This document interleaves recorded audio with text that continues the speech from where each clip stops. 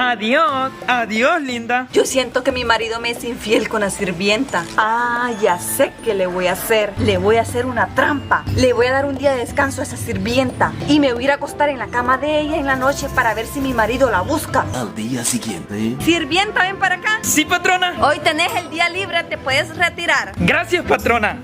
Hoy sí, armarle la trampa a mi marido. Estoy en la cama de mi sirvienta. 11 minutos después. Sirvienta, ¿estás ahí? ¡Sí! ¿Puedo entrar y hacemos el yuki yuki? ¡Sí! Mucho más tarde.